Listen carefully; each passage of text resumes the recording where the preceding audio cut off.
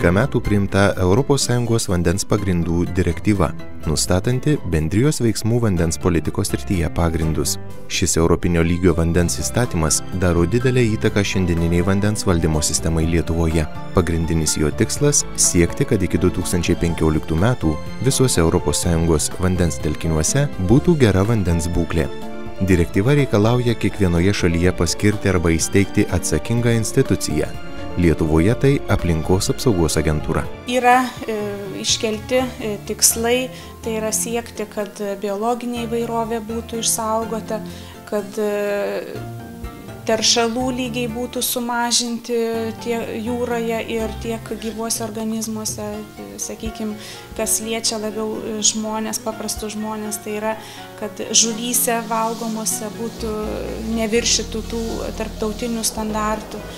Taip pat laivybos sektoriuje, kad būtų irgi imamasi priemonių, kad išvengti įvairių avarijų ir kitokio pobūdžio teršalų išmetimų. Tai vienu žodžiu yra labai platus spektras ir čia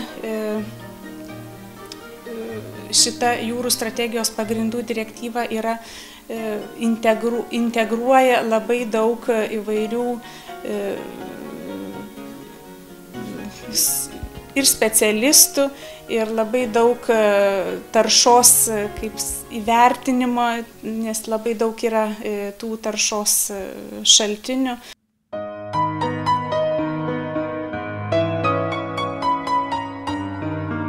Labai svarbus direktyvos aspektas yra visuomenės įtraukimas į vandens ir vandens telkinių valdymą. Ir nors nuo šio dokumento priėmimo praėjo jau 12 metų, daugelis gatvėje kalbintų praeivių ne tik nebuvo apie jį girdėję, bet tvirtino nepastebintys ir gerėjančios vandens telkinių kokybės. Lietuvoje pakankamas dėmesys yra skiriamas vandens telkinių kokybės gerinimui? Manau, kad ne.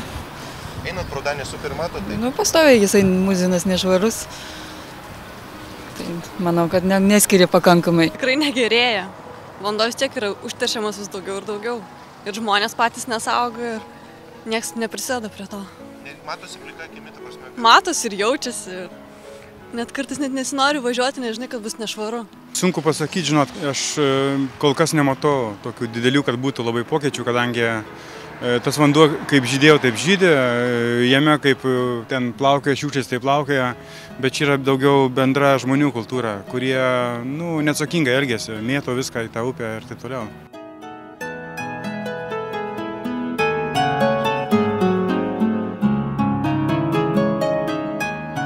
Tuo metu mokslininkai tvirtina, jog vertinant vandens telkinių kokybę, būtina atsižvelgti į daugelį ją įtakojančių veiksnių. Gera vandens kokybė čia turbūt ganėtinai sudėtingas klausimas, nes pavyzdžiui, ar gali būti ta pati kokybė gera, pavyzdžiui, Kuršių mariose ir kokiam miško, reiškia, upelį, pavyzdžiui, kokiais, kad ir Dzūkijoje. Turbūt, kad ne, kad mariose vis tiek ta vandens kokybė bus blogesnės negu tame miško, reiškia, upelį. Ir todėl vienas turbūt svarbesnių, reiškia, uždavinių vandens direktyvos įgyvendinimo Lietuvoje ir buvo nustatyti tos taip vadinamas geros kokybės, reiškia, klases, kurios turėtų priklausyti ne tik tai užterštumo, bet ir nuo to vandens telkinio prigimties, jo natūralios, reiškia, būsenos ir taip toliau. Klaipėdos apskrityje nuo 2009 metų įgyvendinamas projektas Moment – šiuolaikinis vandens valdymas. Juo siekiama pagerinti vandens išteklių valdymą vietinėme ir regioninėme lygiuose. Čia įkurta ir veikia Akmenos Danės upės vandens naudotojų bendrija, pirmoji tokia Lietuvoje, vienijanti aktyvius regionų gyventojus, kurie prisideda prie ES vandens pagrindų direktyvos tikslų įgyvendinimo.